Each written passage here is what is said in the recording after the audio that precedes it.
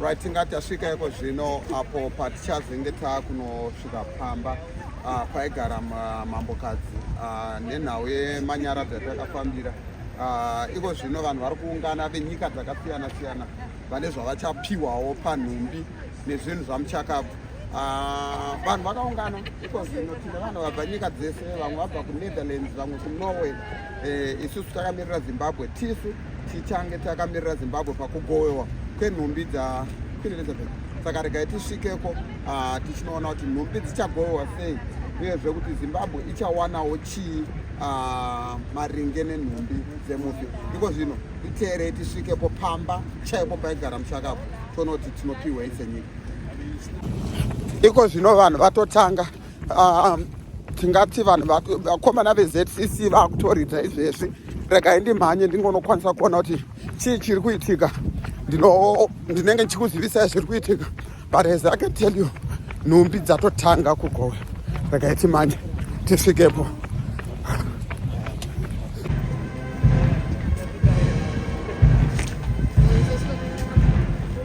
Right. Tingati tasvika iko zvino pamba paigara mambokadzi. Vanhu vatouya kumanyaradzo, vanhu vatotanga iko zvino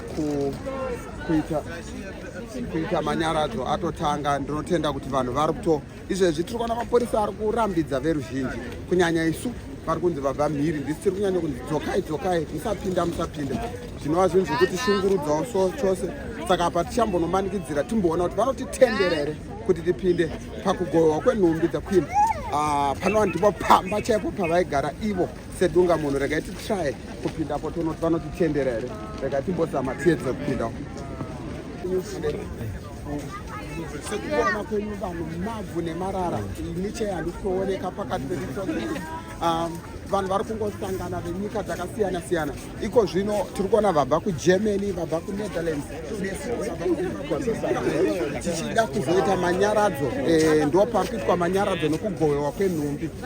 Mhuri zhinji vauya, vazukuru, vana tete vari pano, nevamwe vaningi navaQueen vatati tisingazive vari pano. Saka patiri pano iko zvino vanhu vatomirira kuti vapiwe.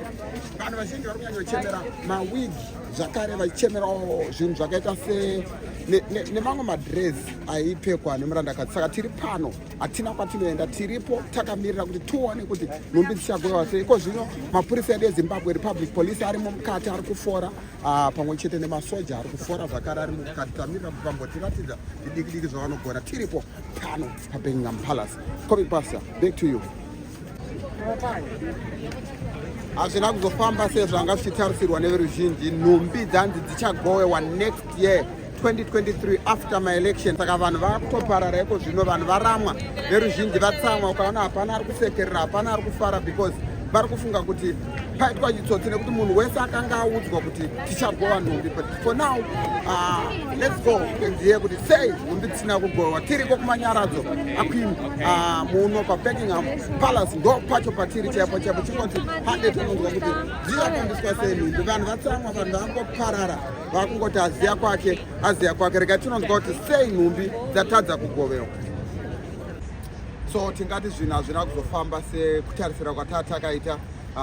Nhumbi hadzina kuzogowewa, manyaradzo haana kuitwa. Paita kupikisana pakati pemukoma nemunin'ina waQueen.